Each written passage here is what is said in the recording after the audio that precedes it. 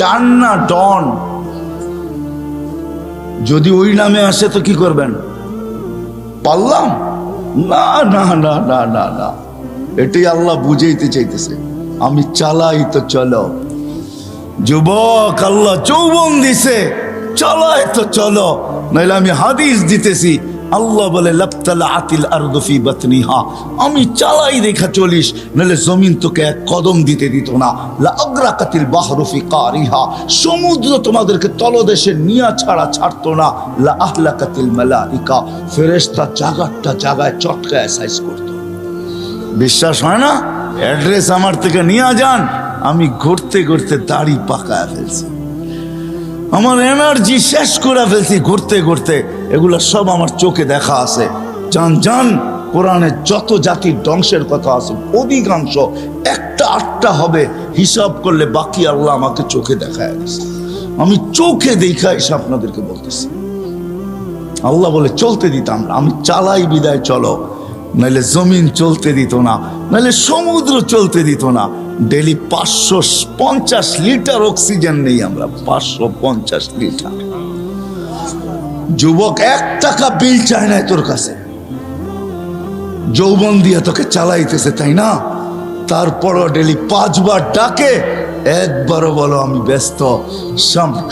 রোডে দাঁড়ায় দাঁড়ায় মোবাইল দেখতেছো, কেউ ডাকলে বলো যান যান যান, আপনি চরখায় তেল দেন, আমি দেখেন না ব্যস্ত। হায় হায় হায়, আমার মনে আছে, রাগ হয় না, আমার মনে আছে, আমি সত্য কাহিনী বলতেছি। আমার সাথে না ঘটলে আমি বলি না। আমি এক তাস খেলতেছে কিছু লোক বসা বয়স্ক, আমি তাদেরকে দাওয়াত দিতে গেছি যে আসেন, ঠিক আছে তাস খেলেন খেলেন, কিন্তু এখন মসজিদে যাওয়ার সময়, চলেন একটু মসজিদে যাই। আমাকে এক বৃদ্ধ বলতেছে দেখেন না ইবাদত করতেছি। হাইসেন না হাইসেন না, আমি এটার জন্য এখনো একা একা কাঁদি। কারণ আমি যদি না ডাকতাম ওর ইমান হারা হতো না। আমি আল্লাহর কাছে কি জবাব দিব আমি জানি না, আমি এখনো একা একা কাঁদি। আমি গেলাম তো গেলাম কেন, এই কথা বললাম তো বললাম কেন? ওর মুখ দিয়ে তো শয়তান বাহির করছে যে দেখেন না ইবাদত করতেছি। হায় হায় হায় হায়। আসেন এই ছোট্ট জীবনটা যেরকম জ্ঞানার হইতে চাই, আসল জ্ঞানার তো মানুষ মরার পরে হবে, আসল সফল তো মরার পরে হবে। যদি হইতো দুনিয়ার কাঠ যদি ওইখানে পাঞ্চ করা যেত, দুনিয়ার টাকার বান্ডেল যদি ওইখানে চলতো, দুনিয়ার পদের আইডি যদি ওইখানে চলতো, দুনিয়ার ভিজিটিং যদি ওইখানে চলতো, তাহলে কারো না চললে আবু তালেবেরটা চলতো। আবু তালেব 44 বছর বাতিজাকে লালন পালন করছেন। ওই আবু তালেব যার শিরা উপশিরায় মোহাম্মদুর রসুল্লাহর রক্ত দৌড়াইতেছেন, এই রসুলের রক্ত যে পান করছে তাও দূষিত রক্ত, পচা রক্ত, তাকে আল্লাহ রসুল জান্নাতে সুসংবাদ দিছেন, বলছে তোর শরীর আর জাহান্নামে যাবে না। অথচ আবু তালেবের শিরায় উপশিরায় আল্লাহর রসুলের রক্ত দৌড়াইতেছেন। চাচা আর বাতিজা একই ফ্যামিলি, ব্লাডের সম্পর্ক, রক্তের সম্পর্ক, কিন্তু আবু তালেবের কিঞ্চিত কাছে আসে নাই। শুধু আল্লাহ রসুলের চোখের পানি ঝরছে আর বলছে আম্মি, চাচা, মা তারাক্তালি সাবিলা, তুই আমার জন্য কোনো রাস্তা রাইখা গেলি না। আসসালামু আলাইকুম ওয়া রাহমাতুল্লাহি ওয়া বারাকাতুহু। আলহামদুলিল্লাহ, আলহামদুলিল্লাহিল্লাযী খালাকাল খালাইকা বিইরাদাতিহি ওয়া দাহাল আরদা বিমাশিয়াতিহি ওয়া রাফা'আস সামা'a বিগাইরি আমাদিন বিকুদরাতিহি। والصلاة والسلام على حبيبنا المصطفى الذي بعثه إلى الجن والإنس بشيرا ونذيرا داعيا إلى الله بإذنه وسراجا منيرا. أما بعد فأعوذ بالله من الشيطان الرجيم. بسم الله الرحمن الرحيم. إن الدين عند الله الإسلام ومن يبتغي غير الإسلام دينا فلن يقبل منه وهو في الآخرة من الخاسرين. وقال رسول الله صلى الله عليه وسلم ইন্নাকুম লাতামুতুন কামা তানামুন ওয়া তুবআসুন কামা তাস্তাইকিদুন ওয়া তুহাসাবুন বিমা তা'মালুন আও কামা ক্বালা আলাইহিস সালাতু ওয়াস সালাম। উক্ত মাহফিলের সম্মানিত সভাপতি, উপস্থিত উলামায়ে কেরাম, এলাকা থেকে আগন্ত মুসলমান ভাইয়েরা, যেই পর্যন্ত লাউড স্পিকারের আওয়াজ পৌঁছতেছে পর্দার অন্তরালে মা ও বোনেরা, কোরআন হাদিস থেকে যতটুকুই তেলাওয়াত করলাম, আশা রাখি একই সামনে রেখে কিছু কথা রাখবো, সাথে সাথে দোয়ার দরখাস্ত। আল্লাহ আমাকে, আপনাদেরকে, সমগ্র মুসলমানকে বা সমগ্র শ্রোতাকে সঠিক জিনিসকে বোঝা, শিখা এবং মানার তৌফিক দান করে। দুনিয়ায় যত মানুষই আসছে আর আসবে, সকল মানুষই কিন্তু জ্ঞানার হইতে চায়, সফল কাম হইতে চায় বা সফলতা অর্জন করতে চায়। কিন্তু সবাই যারা সফলতা অর্জন করতে চায়, তারা নিজের বিবেক, বুদ্ধি, বিদ্যা, সমাজ প্রচলন, রীতিনীতি এর মাধ্যমেই কিন্তু সফলতা অর্জন করতে চায়। বহুত কম মানুষ পাওয়া যাবে, বা এই মজলিসে একজনও পাওয়া যাবে কিনা সন্দেহ। যুবক বলি, বৃদ্ধ বলি, নারী বলি, পুরুষ বলি, যে আমি কি কখনো ভাবছি যে আমাকে অস্তিত্ব যিনি দিছেন, প্রত্যেকেই কিন্তু আমরা জ্ঞানার হইতে চাই, সফল হইতে চাই, কিন্তু এই ছোট্ট দুনিয়ায় চাই। এই ছোট্ট দুনিয়াটায় আমি জ্ঞানার হইতে চাই, একটু মাথা উঁচা করে থাকতে চাই, একটু ভালো খাইতে চাই, একটু ভালো পড়তে চাই, একটা ভালো ঘরে থাকতে চাই, সমাজের ভিতরে আমার নামটা একটু উপরে হোক, এটা চাই। আমরা যা কিছু চাই, কিন্তু এই ছোট্ট জীবনটাই চাই, ঠিক না? একজনও মনে হয় পাওয়া যাবে না এখানে যে আমি যে সফল হইতে চাই, যিনি আমাকে তৈরি করলেন। আমাদের কারো তো অস্তিত্ব ছিল না, ঠিক না? আবার একটা দিন আসবে কারো অস্তিত্ব থাকবে না, এটাই তো সত্য। কি বলেন না? মালাকুল মৌতের মৌত হয়ে গেছে, যে ওনার বয়স হয়ে গেছে, এখন আর কাউকে উঠায় নিতে পারে না, এমন তো না। প্রতিনিয়তই তো মরতেছে, ঠিক না? নাইলে করোনার আপডেট আসে তো আসে কি করে, যে 10,000, 15,000, 20,000 মানুষ মারা গেল, ঠিক না? এটা তো অল্পই আসে। সারা দুনিয়াতে প্রতিদিন 3 থেকে 4 লক্ষ লোক মারা যায়। কেউ অ্যাক্সিডেন্ট, কেউ করোনা, কেউ হার্ট স্ট্রোক, কেউ ক্যান্সার, কেউ এইডস, বিভিন্ন রোগে সারা দুনিয়াতে প্রতিদিন 3 থেকে 4 লক্ষ লোক মারা যায়। আবার এরকম জন্মও নেয়, যার কারণে দুনিয়াটাকে তাড়াতাড়ি শূন্য হওয়া দেখা যাইতেছে না। কিন্তু একদিন আসবে, আস্তে আস্তে আসতেছে আর কি। জাল তো একবারে টাইনা পুষ্করিণীর মাছ উঠানো যায় না, আস্তে আস্তে টাইনেই এক জায়গায় আনতে হয়, ঠিক না? এই জন্য সার্চ দিলে দেখবেন উন্নত বিশ্বে জন্মের হার কম। মনে হয় বুঝাই যায়, উন্নত বিশ্বে জন্মের হার কমতেছে, জন্ম কম হইতেছে, মরতেছে বেশি। তো যেটা বুঝাইতেছিলাম যে আমরা সবাই জ্ঞানার হইতে চাই, সবাই আমরা সফল হইতে চাই, কিন্তু হইতে চাই শুধু এই দুনিয়াটায়, ভালো খাওয়ার মাঝে, ভালো পড়ার মাঝে, ভালো এরিয়ার মাঝে, ভালো সোসাইটির মাঝে, ভালো একটা বাড়ির মাধ্যমে, কিছু টাকা পয়সার মালিক হওয়ার মাধ্যমে এই দুনিয়াতে চাই। কিন্তু যে আল্লাহ আপনাকে আমাকে নিয়ে আসলো, আবার যে আল্লাহ আপনাকে আমাকে নিয়ে যাবে, নিয়ে যাওয়ার ভিতরে এটা কোনো আল্লাহ বাধ্য না যে বয়স্কদেরকেই নিতে হবে। যদিও করুণা বোঝায় যে বয়স্ক মানুষ বেশি মরে, কিন্তু দুনিয়াতে মৃত্যুর হার সবচেয়ে বেশি শিশুদের। এটা জানেন? শিক্ষিত যুবকরা জানে, নেটে এখন সার্চ দিলে পাবে, দুনিয়াতে সবচেয়ে বেশি মৃত্যুর হার কাদের?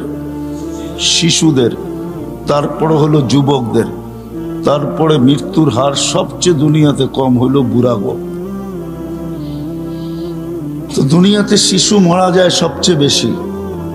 তো যেটা বুঝাইতেছিলাম, সবাই আমরা সফল হইতে চাই, কিন্তু আমাদের চাওয়াটা এই দুনিয়ায়। আবারও বলতেছি, কিন্তু ধ্যান দিয়ে শুনলে বুঝে আসবে, কথা লম্বা হবে না। কিন্তু নাম দিয়া দিছে, এই জন্য চলে আসছে। আপনি মাইক জিজ্ঞাসা করেন ওনাদেরকে, রাগ হয়ে যাবেন?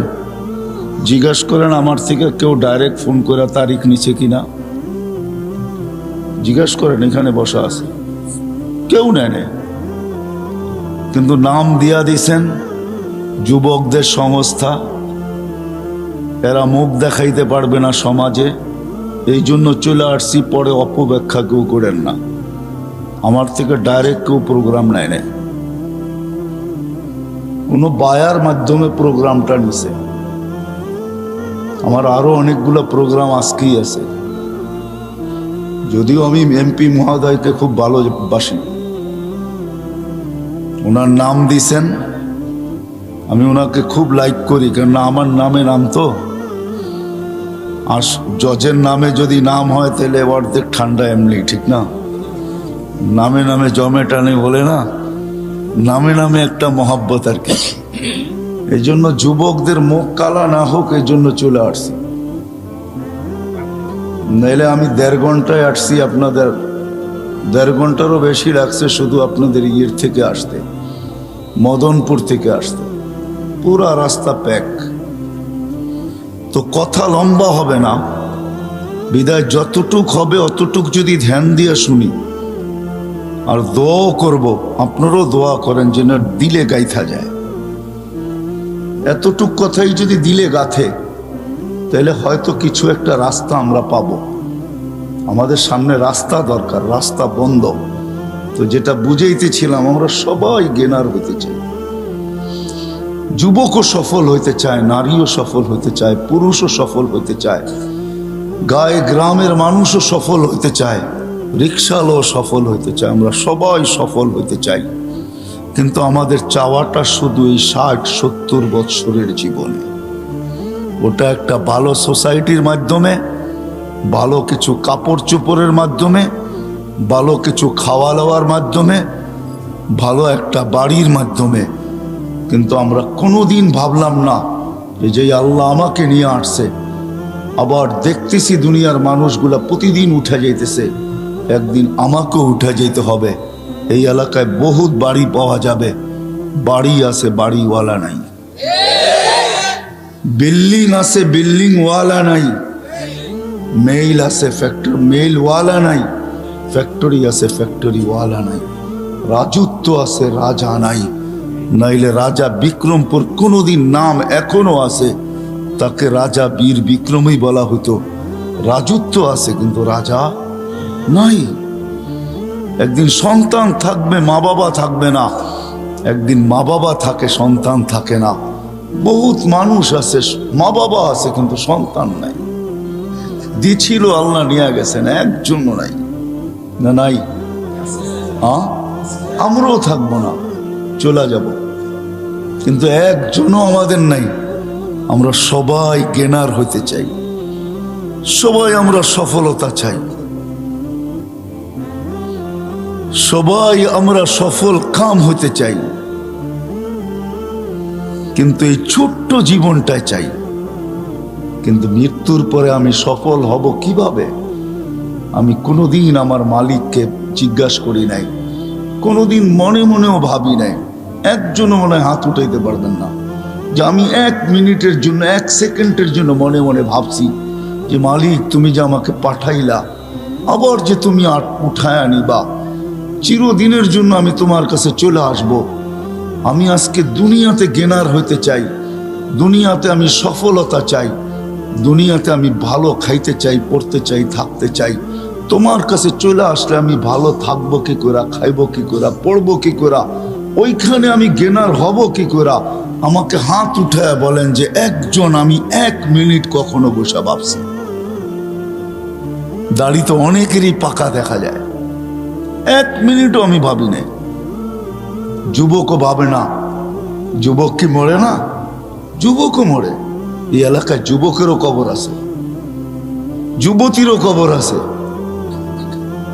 আমাদের বাবা উচিত যে 60-70 বছর জীবন, হায় হায়, এমন না সামনে রমজান আসতেছে, যারা রোজা থাকবে ওদের মনে হয় মাস কাটবে না, যারা সারাদিন খাবে ওদেরটাই কাটবে, এমন না। যে খায়া আছে ওরও কাটে, যে পড়া আছে ওরও কাটে, প্রত্যেকের সময় কাটতে থাকে, আমাদেরটাও কেটে যাবে। আমি দুনিয়াতে গেনার হইতে চাই, আমি দুনিয়াতে সফল হইতে চাই, আমি পদে পদে সফল হইতে চাই। আমি আর আপনি ভাবলাম এই ছোট্ট জীবনটায় যে আমি যে চলে যাব, কেউ আমাকে কবরে খবর নিবে না। এইখানে বহুত লোক আছে যারা বৎসর পার হয়ে গেছে, বাপের কবরে একদিন দাঁড়ানোর সুযোগ হয়নি। না নাই? হ্যাঁ, বাংলাদেশে বহুত ছেলে আছে, ঢাকা শহরে 2020-এ বাপ মারা গেছে করুণায়, কবর চিনে না, কবরস্থান চিনে, কবর চিনে না, অথবা কবরস্থানও চিনে না। কবর চিনবে তো চিনবে কোত্থেকে? এরকম আছে। আসেন আল্লাহকে জিজ্ঞাসা করি আজকে যে আল্লাহ, ওইখানে আমি গেনার হব কিভাবে? কবরে গেনার হব কিভাবে? কেমন গেনার? রাখতে দেরি, আল্লাহ বলতে দেরি করবে না, ফাফরিশ ফিরাশাম মিনাল জান্নাহ, জান্নাতের বিছানা বিছায়া দাও। কবর কানে কানে বলতে দেরি করবে না, ইদান উহাব্বিলু লাকা বাতনি খাদরা, আমার পেট তোর জন্য সবুজ শ্যামল হইতে দেরি হবে না। এই কবরে গেনার হব তো হব কি করে? যেইখানে যাওয়ার পরে আল্লাহ বলবে ফাফরিশ ফিরাশাম মিনাল জান্নাহ, জান্নাতের বিছানা বিছায়া দাও। কবর কানে কানে বলবে ইদান উহাব্বিলু লাকা বাতনি খাদরা, আমি তোমার জন্য সবুজ শ্যামল হইতে দেরি হবে না। যেখানে যাওয়ার পরে আল্লাহ বলবেন নাম কানাউমাতিল আরুস, নতুন দুলা দুলহান সারা রাত্র জাগার পরে যখন যেরকম ঘুমায়া যায়, নিঢাল ঘুমের ভিতরে ঘুমায়া যায়, দাদি দানি আইসা দরজা বাইরাইয়া উঠাইতে হয়, ওঠ নাস্তা খাবি না? কেন দাদি নানিও জানে সারা রাত্র 2টার 1টায়ও ঘুমায় নাই, ঘুমাইছে তো শেষ রাত্রেই ঘুমাইছে, কিন্তু নাস্তাও তো খাইতে হবে, ঠিক না? মনে হয় বাংলা কিছুই বোঝেন না 2,500-এর মানুষ। হ্যাঁ, দাদি আর নানি এসব বাইরায় উঠায়, ওঠ আর কত ঘুমাবি? আল্লাহ বলবেন নাম নাউমাতিল আরুস, নতুন দুলার মতো ঘুমা, কিয়ামতের সকালে তোকে ফেরেশতারা বাইরে দরজা বাইরে উঠাবে, তোকে বেড়াবে না। ফেরেশতারা এসে বলবে কুমিয়া ওয়ালি আল্লাহ, আল্লাহর ওলি ওঠ। বলবে কাঁচা ঘুম, উঠবো? 30,000 বছর হয়ে গেছে, কাঁচা বললে চলবে না।